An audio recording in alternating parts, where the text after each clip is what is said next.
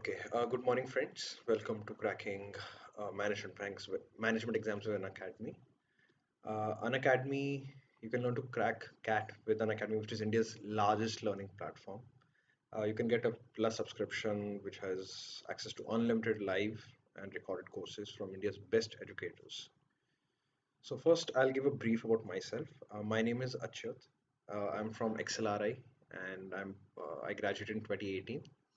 During my time at Excel, I won more than eight national level case study business competitions. I'm currently working in an HR strategy designing role for a startup, and I gave CAT in 2015, and my score in the verbal section was 99.8 percentile, while the ZAT score in the verbal section was 99 percentile. I also have given GMAT previously back in 2014, and my score in the verbal section was 42, which roughly translates to about 99 percentile worldwide for all the people who gave GMAT that year. I have prior teaching experience with an NGO where I primarily taught in orphanages, and the subjects that I taught there were maths as well as English. So, what do you get with an academy? You have your daily live classes where you can, chat with educators, you can engage in discussions, ask doubts, and you can answer polls to simulate a live class discussion where the questions are asked of the students. Then you have your structured courses with an academy because all the courses in an academy are structured in a way that you can prepare for the given exam in the most optimal manner. Then you have your live test and quizzes, which is an important part of preparing for any exam, be it your management or your medical. Any exam, you can't be ready until you've given your tests, your mock tests, as well as your quizzes. And of course, having a subscription will give you unlimited access to all the live as well as the recorded courses that we have on the platform. And you can watch it on any device that you may have. Of course, you will also have content from numerous educators, and you can, see which educator suits your learning style best and or whose method of teaching is most easily understood by you. So we have, people from various walks of life with various levels of experience, like Mr. Praveen Tyagi, who has 20 years of experience, Mrs. Shabana, who's of course quite well known, and Mrs. Abhilasha Swaroop, who has 21 years of experience in verbal. So of course, and we have numerous live classes, and you can, see, you can join classes with different educators, and you can see which one's teaching style best suits you, as I've already mentioned. So you can see, you can, mix and match according to your learning style, and that gives you a lot of convenience. And of course, we have numerous batches, so you can join multiple batches that start at different points. So that depending upon your learning speed and learning pace, you can join a more suitable batch and connect with other fellow preparation folks who are preparing alongside you. And we will also obviously send out numerous emails about the courses that are upcoming based on your schedule and your exam syllabus, so that you know what offerings will be there by an academy, and based on that you can decide what is best suited for you for your needs. So what is the Unacademy subscription advantage? One is the fact that we have a schedule, the fact that the learning is molded according to your schedule, not other way around. So you can have, you can enroll in as many courses as you want. You can create your own personalized schedule. You of course you'll never be missing a live class because there'll be regular reminders sent out to your email as well as your phone. And of course there's no language barrier. Some of us might come from different backgrounds, so जो हिंदी में सीखना चाहते हैं उन वो हिंदी में पढ़ सकते हैं. Lot of people who come from say south, who might have experience, who might have studied in a Tamil or a Malayalam syllabus, it would be more easier for them to start learning in their local vernacular language. Third advantage is that you can learn anytime, anywhere, of course, because we have your recorded classes. You can access them from your phone or from your laptop anytime, anywhere. Then, of course, you have the interaction with the educators. On the app, you can interact with the educator, you can ask doubts, and during the classes, you can, of course, ask doubts in middle of the class. You can raise questions. You can, engage in discussions that where you have other batchmates pitching in with their viewpoints. So this leads to a lot of all-rounded learning that the same as that you would experience in a normal classroom session. And of course, the educators will have numerous live polls that you can answer. So it's as similar to being asked a question in live class and answering it on your own. Of course, and then we come to the, of course, the main important part, the live tests and quizzes, which is very important for any preparation, as I already mentioned. So there'll be numerous tests, numerous quizzes, and you'll have detailed reports on analysis on how many questions you've answered, how much time you took, and based on that, you can work on your weak spots. You can improve your timing. There's a lot of scope of improvement based on our detailed analysis reports. And last but not the least, of course, there'll be a lot of PDFs and learning material that you can get access to anytime from our app, and you can learn and revise and revisit at any point, anywhere, as per your needs and conveniences. So if you're planning to subscribe for CAT, you can the best and the most cost-efficient model is would be to buy the 12-month course, which, if as you can see, it works out to just 1,313 rupees per month, which is very cheap. As someone who's gone through CAT coaching, I can assure you, I paid much more than this during my time. Or obviously you can go for the 24 months if you plan to take next year CAT, which is even more cheaper, just 788 per month. That's less than the cost of two large pizzas in most metro cities. And in case you plan to subscribe to for our CAT preparation modules, don't forget to use my code ACHYUT given at the bottom of the screen. This will give you instant 10% off on the price of your uh, courses. You can use it for any course that you plan to take. Don't forget the code is ACHYUT, Achyut, my name, and you can use it to get discounts, and you can even give it to your friends who might be planning to subscribe to Unacademy. So how do you choose a B school? Now this is a question that I have had juniors coming up to me and asking every year. I've seen a lot of my family members who are preparing for CAT asking this. I've had a lot of people who who are confused about how to select the perfect B school for them. Of course, in some cases, people get an admit to just one B school, so it's the choice is easy for them. They don't have to choose; they just go to the one that they've gotten. But how do you choose what is the right B school for you? So the most important factor that you should be looking at is the roles that are offered there. Now, certain roles are offered by companies to certain campuses only. For example, if you take ABC, I'm Ahmedabad, Bangalore, and Kolkata. So certain investment banking roles or frontline MBB multi-bracket banking roles are offered only in ABC. And also, it's not just about the exclusivity of ABC. Even in the other colleges, there are some companies that offer certain roles only in a certain campus. So always make sure to talk to alumni to see maybe LinkedIn profiles of alumni to see what kind of roles people graduate with from the campus. So that will get you a clear understanding of what to expect there and whether what you are expecting is available at this particular school post graduation or not. Second, obviously, is the most important factor for a lot of people. It's the average package offered.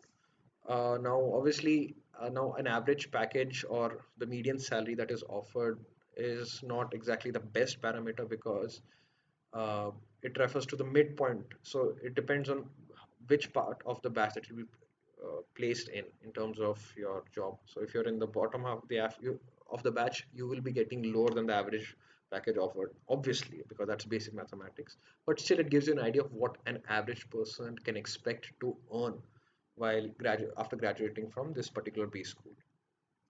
Third is the alumni base. This is a very important factor for any B school. The larger the alumni base, the better uh, industry perception that is there of students from that college.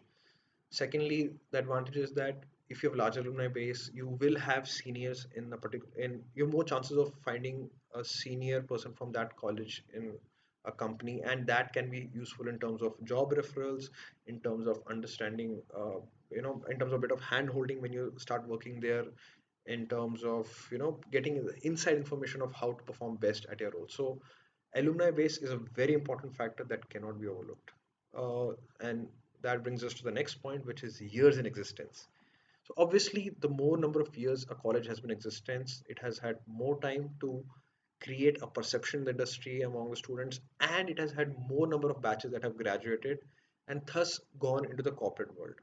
So, I mean, a college that has been around for say 40 years versus a college that has been around for just 15 years. So obviously, the college that has been around for 40 years would have had more alumni that have gone into the corporate world and thus have had more time to proliferate, to rise up the ranks, to spread out, so that it casts a much more wider net for you to reach out to. Then, of course, you have campus life. Campus life is a very important factor, I feel, in terms of a B school, because the experience that you have of staying with your peers, living with them, interacting with them, learning from them. You have your midnight, project works, midnight assignments that you work. So a B school syllabus is heavily designed around interaction and project work. So it makes sense that an active campus life that encourages interaction amongst its batch, as well as has multiple activities, for all round development. Like you have your case study competitions, you have extracurricular activities. Everything can have a big impact on how a person gets developed during the B school. So it's something that cannot be overlooked. Also, I mean, of course, another part of campus life would be the facilities that are there in the campus. So, I mean, having a good library, having, good, say, computer terminals, good internet connectivity, good hostels, all this come under campus life. And I think they're an integral part of the entire MBA experience that people hope to experience and cannot be overlooked. So, they should be kept in mind whenever we're selecting college. Sixth is the faculty. Obviously, you're learning from the faculty. It makes sense to see what kind of full-time faculty are there, how many full-time faculty are there, how many part-time faculty are there, and the core full-time faculty, what are their, what kind of degrees do they hold? Uh, what kind of work experience do they hold? So a faculty who has an excellent work experience, say 10, 15 years of industry experience, can give you more enriching insights and learnings than a faculty who has, done their PhD from a premier college but has zero, practical work experience knowledge. Because there there's always a difference between what a theoretical knowledge will give you and what a practical knowledge will give you. So always look at the faculty members that you have. And in fact, I think there's one ratio that I used during my selection process. I used to see faculty to batch size ratio, and I believe anything in a factor of one faculty member to say 9 to 11 students would be an ideal faculty ratio. Next, we have the fees factor. Obviously, this is very important to a lot of people because most MBA courses cost somewhere around 17 to 21 lakhs these days. Most of the top B schools are in that price range, and that's a lot of money to pay over 2 years. And that doesn't even include your additional living expenses, maybe hostel expenses, or in case you choose to go for a semester abroad program, it does include that. So the total fees can be quite hefty, and for many people who come from a middle class family, this is a huge amount that they have to pay. So fees does play an important factor for a lot of people. But I'll come to this why this is not that big a deal, because uh, these days many PSU banks offer collateral-free loans to anyone who's got into Premier B school with a reasonable interest rate of say around 8 to 9% and very flexible returning terms. So fees should not be very big of a factor, but it should be, I would say, it's a slightly one of the lesser important factors. Then you have location. Location is an important factor because for a lot of colleges who might not have, say, the draw of alumni base or the brand name, location really is an important factor because they're able to get recruiters easily. So let's say there is a B school that is located in Bombay that is not quite well known, but it will be able to attract at least few basic finance roles from banks because most of the banks are located in Bombay. And for the recruiter, traveling to this B school would not be a hassle. On the other hand, if there's a smaller lesser known B school that is in, say, a smaller town like, say, Bhopal, so they would not be able to attract the same banks. On the other hand, this location factor does not come into play for larger college, of the well-known college names, because obviously the brand name is large enough that it overcomes the locational disadvantage because recruiters will come there no matter what. I mean, they want the top talent and they're willing to travel for it. So it was not so important for the older or the more well-established B-school brands. And last factor is what is the level of experience that you have, or what is the type of MBA you want to do. So for someone who is, say, uh, f- uh, 4 to 5, let's say 5 years of experience, or five more than 5 years of experience, it makes more sense to go for an executive MBA, or from, say, you have your ISBs, even IMs these days offer very good 1 year executive MBAs. So you also have to see uh, what kind of MBA would best suit your experience. So I see a lot of people trying to decide between doing the 2 year PGP course at IMs versus the 1 year executive MBA at ISB, which I think is like comparing apples to oranges.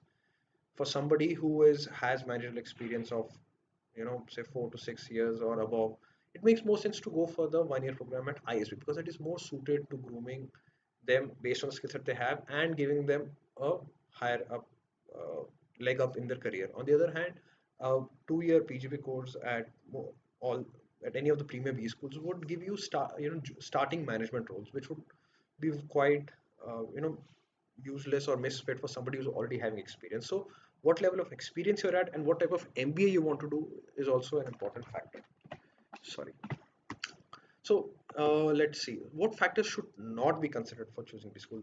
I see a lot of people considering these factors, which I think should not be considered because they are not the right factors to be looked at. One is the return of investment. I think this is a very poor way of judging, because a lot of people, what they do is they look at the fees that the college charges versus the average salary that they can expect, and based on that they say the return on investment they calculate. Now this is a very poor method of calculating the benefit you get out of a B school, because you have to understand you'll not be earning just that 1 year, you'll be earning for the next 30-40 years of your life. So let's say if there's a college, let's take, say, IIM Ahmedabad, which charges quite hefty fees, and let's say the average, hypothetically, let's say the average fees at IIM Ahmedabad is 22 lakhs, and let's say that the average salary after IIM Ahmedabad graduation is, say, 27 lakhs.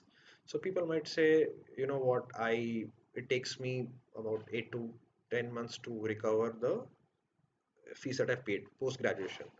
And if there is, say, a smaller college that charges only 1 lakh fees and has a average salary of 8 lakhs, so they might say, oh, you know what, I can recover, my ROI is better here because I'll recover my fees in 2 months. But that's a very short-sighted way of choosing any B school, because at the end of the day, the progression that you make using an IMA degree, the money that you will earn over a lifetime of working, will be much more than you would do the second case. So ROI is a very short-sighted method of trying to choose the right B school for you. As I mentioned, you have a lot of loans these days, so money should not be the immediate factor. Of course, on the other hand, I'm not saying that you should go to a lower rank B school that charge exorbitantly high. But for the most part, for a top B school, the fee should not be an issue. Second factor that I feel is not the right one is the NIRF rankings that have been released by the government, or people come up with rankings from different websites and they use that. Now, if you notice, each ranking has different ranks given to most of the colleges. Of course, I'm not going to discuss. IIM ABC are typically given the top 4 or 5 rankings in ranks in almost any ranking. But if you see the other colleges, there's wide disparity between different rankings. So why is that? That's because each of these rankings has a different ranking methodology. So let's take the NIRF rankings that were released by the government. The if you see the methodology that they used for giving the rankings, they used factors such as what was the religious diversity among the students that are there. They give marks for, say, the number of buildings that are uh, differently abled friendly, which is an important factor, because obviously having buildings that are more friendly for physically disabled candidates is an important factor. But using that as a means of ranking a B school is not the wisest choice, in my opinion. So NIRF rankings are very uh, inaccurate factors that go into its ranking. So that is why, and similarly, you take any other ranking, each ranking has its own methodology. So there's no consistency. So using one particular ranking that might rank some college at, say, rank 5, and another rankings might rank at that similar college at say 15th rank. So you cannot go by any rankings. You have to do your own research, and rankings are just a means of, based on a particular set of factors, how would you rank a particular B school. So please always try to read what is the methodology that has been used by a particular ranking before jumping to conclusions. And last is something that I've heard from a lot of people, which is the campus size, which I don't know why people use, because campus size is, this is a very primitive method. I mean, having say a 6 acre campus versus a 2 acre campus. I mean, what if the 2 acre campus has better infrastructure? I mean, what are you going to do with the campus size? So that's a very poor way of judging a B school, right? So what are the MBA exams that we have in the country? Now, of course, we all know we have CAT, which is the most common one conducted by IIMs. CAT is taken by the maximum number of colleges in the country. I would say if you write CAT, you're covering almost 80-90% of the colleges you can apply to in the country. Then you have XAT, which is conducted by the Xavier Group of institutions. And out of them, the most well-known would be XLRI, my alma mater, and XIMB. But XAT is also pretty. I mean, I would say it's second in terms of acceptance to CAT. It's taken by quite a number of institutions. Then you have the SNAP, which is connected by the symbiosis institutions. It is mostly taken by all the symbiosis institutions, such as your SIBM, SCMH, RDSIOM. So it's taken by the entire gamut of symbiosis institutions, and there, of course, there are a few other institutions as well which take SNAP. Then you have the IFT entrance exam, which is taken only by IFT. Similarly, NMAT, which is conducted by Narsi Monji. While it used to be taken only by Narsi Monji for their admissions, but I think of late, two, three other colleges have started taking it, especially the Maharashtra region. Then you have your MAT. MAT is taken by like the few better famous colleges that accept it would be your BIMTech in Noida, XIME in Bangalore, BIM Pune. Then you have your CMAT. CMAT is predominantly given by most students, mainly for uh, the colleges in Maharashtra, namely Jamnal Bajaj or JBIMS and KJ Somaya, and even Great Lakes Institute of Management or GLIM takes CMAT. And there are, of course, other local colleges which accept CMAT. And last, you have GMAT. Now, GMAT is predominantly used for your executive MBAs, and I think ISB or the 1 year MBAs offered by IIMs, XLRI all take GMAT. And GMAT is also, of course, useful for if you intend to do your MBA abroad. So I think typically, if you plan to do an MBA in India, CAT and XAT would cover most of the colleges. CAT, XAT, and SNAP. Of course, if you specifically intend to try for IFT and NMAT, then those two make sense. But if you're just trying to see which exams would cover most colleges, I would say a Venn diagram of CAT, SAT, and SNAP would cover most of the top B schools in India. So let's come to the rankings of now. I'm going to talk about what the rankings of the colleges, in my opinion. This is not based on any ranking studies that I've seen. This is based exclusively on my opinion, on my experience, on my research. So, in case you feel strongly about them, please feel to leave a comment of why you disagree and with what you disagree. So, starting off, we have the Trinity, the topmost colleges. That would be obviously IIM, Ahmedabad, Bangalore, Kolkata. So these three are the first IIMs that were set up back in the 60s, though Kolkata was the first one, but they were it was shortly followed by IIM Ahmedabad and Bangalore, and obviously they have been guided by Harvard. They've had a lot of support from the government. They've had 40, 50 years of rich heritage, and they've got they've got top-notch employees in every sphere of the corporate world and well known the world over. So there is no better college than these three in the country. And if someone has to choose between these three, then I pity them, because having to choose between Ahmedabad, Bangalore, Kolkata is probably the hardest decision for anyone. Though I would say most people do tend to choose Ahmedabad, because it is the majority opinion that Ahmedabad is the best overall compared to B, just slightly better than B and C.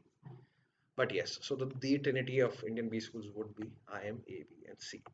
Then we come to what we call the premium B schools, which would be one tier below the ABCs. You have XLRI Jamshedpur, I am Lucknow, I am Kohikode, I am Indore, FMS Delhi, and ISB Hyderabad. Now, of course, ISB Hyderabad is not the right college to be putting here because ISB Hyderabad offers only an executive MBA, while the other colleges are known for their 2 year PGDM programs or uh, which are targeted at freshers as well as experienced people, while ISB's course is targeted exclusively at people with work experience. But still, I would say ISB Hyderabad is just one tier below ABC, so I put ISB here. But that it should be remembered, ISB falls into a different category in terms of the MBA it offers. So XLRI Jamshedpur, obviously, it's one of the oldest B schools. I would say it is, in fact, it is older than even IIM Kolkata. So it's older than all the IIMs. Uh, but nonetheless, of course, ABC, it's not on the same level as ABC. It's one tier below that. Then you have IIM Lucknow, Kozhikode, and Indore, which are, of course, part of the Blackie IIMs, which most MBA aspirants know them as for the older IIMs. So Lucknow, I believe, was the old out of this tier. IIM Lucknow is the oldest IIM. Then Kozhikode was set up, and Indore was set up after Kozhikode. FMS Delhi is under comes under Delhi University, and of course, it is well known for providing the cheapest MBA in India at just 20. I think the fees is about 40,000 a year, or is it 40,000 for 2 years? I'm not sure, but it is the cheapest MBA that you can get in India from a top B school, and that is why it is called the red building of dreams, because anyone can go and get an MBA for a very cheap cost because it's heavily subsidized by the Delhi University under which it comes. And in fact, FMS was the first premier B school that offered a full-fledged MBA. Most IIMs earlier, all the IIMs earlier, and XLRI still does it. They offer PGDMs, a postgraduate diploma in management. But FMS, because it's part of Delhi University, has always been able to offer a full-fledged proper MBA degree. So it's quite famous.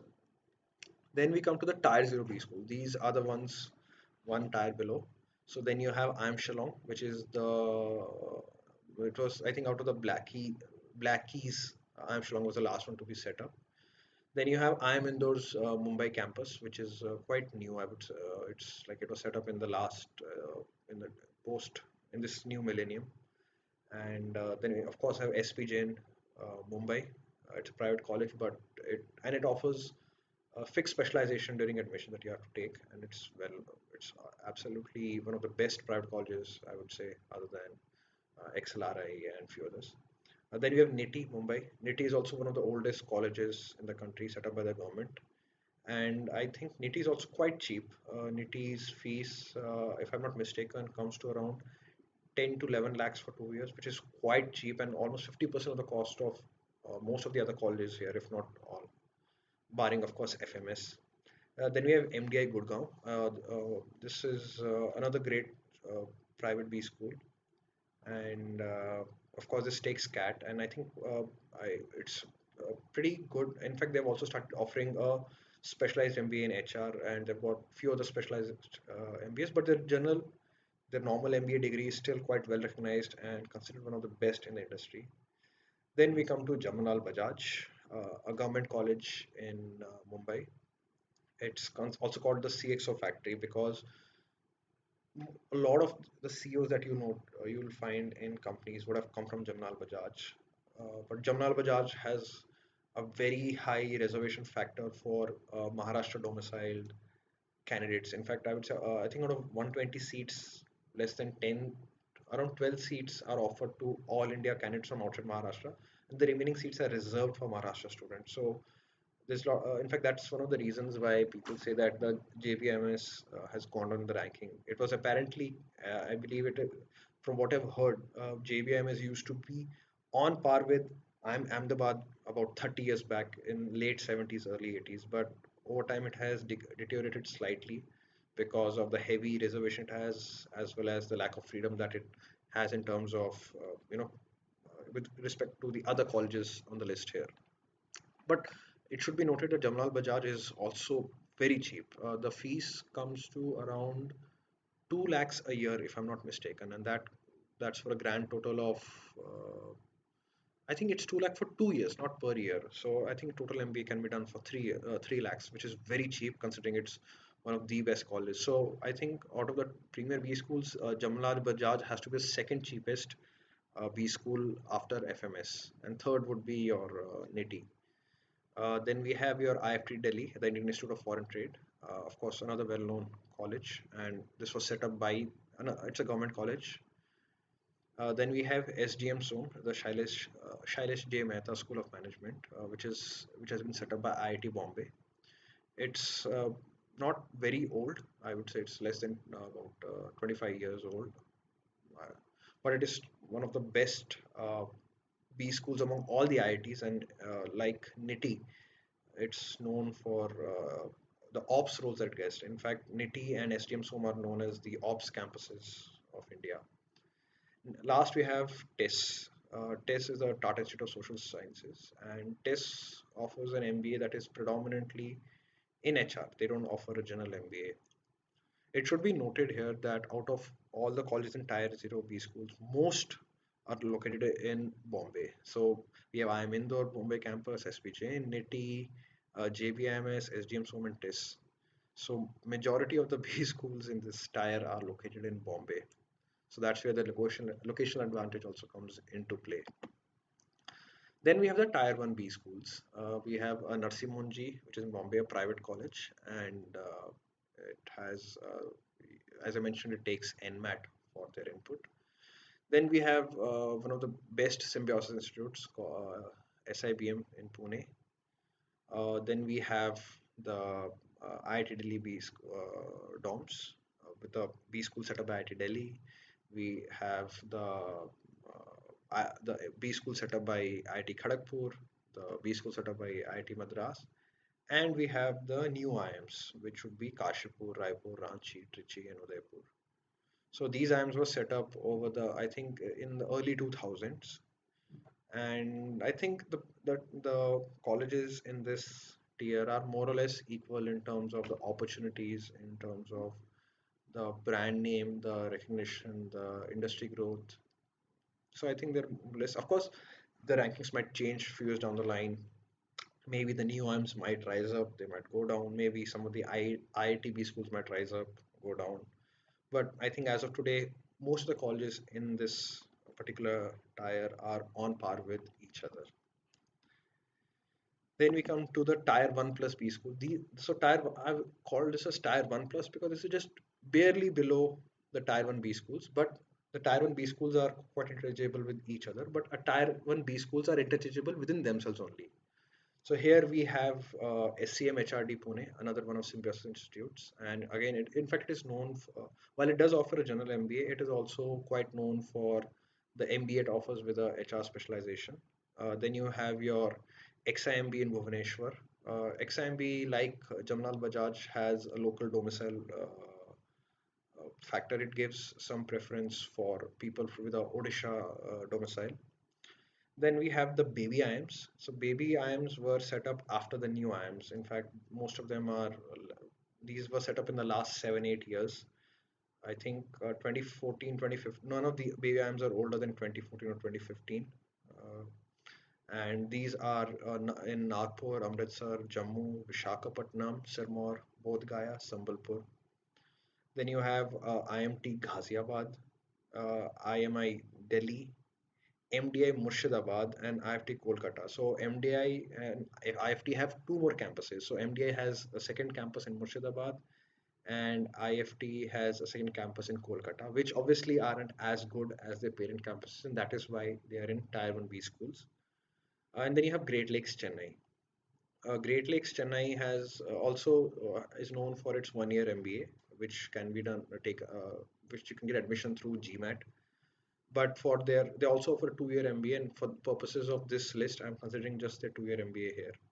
So most of these colleges are interchangeable among this particular tier when you have to select.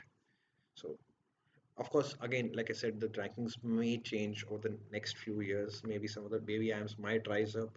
Maybe MDI and IFT's second campuses might rise up. So, but for now, I think these ranks most accurately reflect the status of these colleges. Then you have the Tier 2 B schools. We have Goa Institute of Management. We have the IIT Roorkee B School.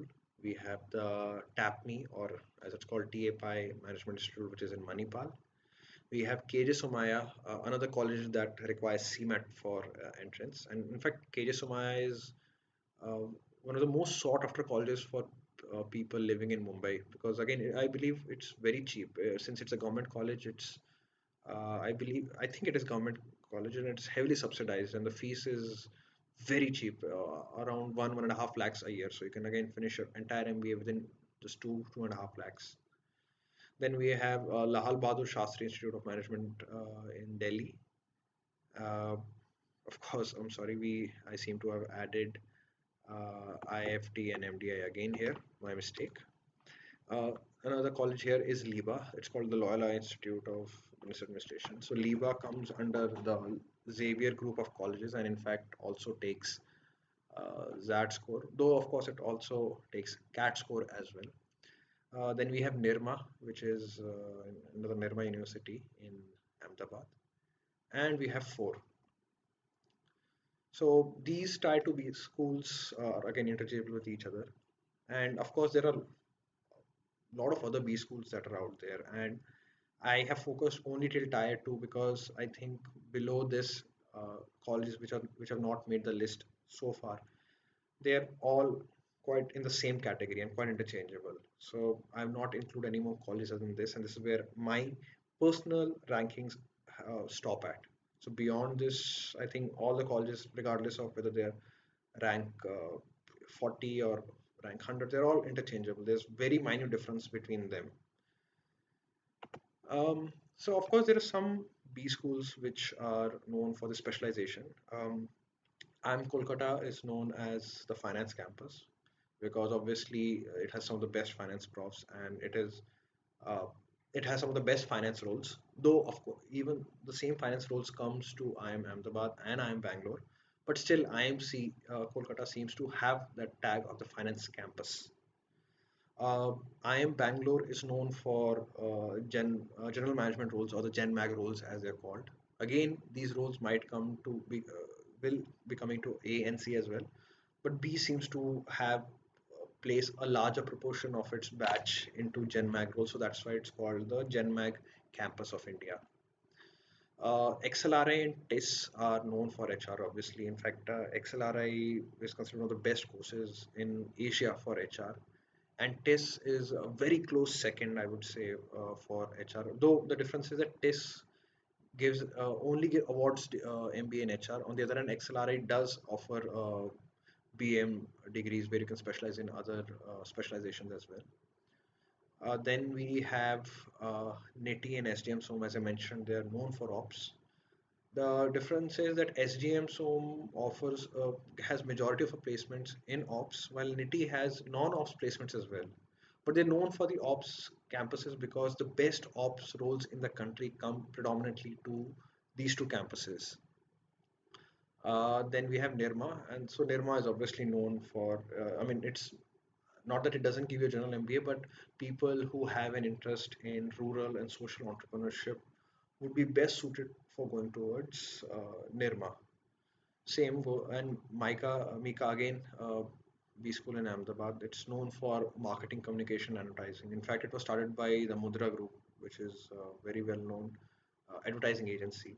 So, like I said, these B schools are known for the specialization. It does not mean that if you go to these B schools, you will have to specialize in, you will get a role in this field only, or you will specialize in this only, barring tests, because tests, as I mentioned, is only an MBA in HR. It just means that the best roles in these particular specializations, or a large number of roles in these specializations, come to these particular campuses. So in case you already have a clear cut defined interest in these roles, it makes sense to target these particular campuses. So I guess that would be all. I'll be taking more classes on how to focus on the exam part of B schools. If you liked my videos, please like, share, and subscribe. And in case you plan to join the course on Unacademy subscription, please use my code Achyut, and I will see you in my next video. And have a great and fantastic day. In case you have any doubts, please put them in the comment section below. Okay, bye guys.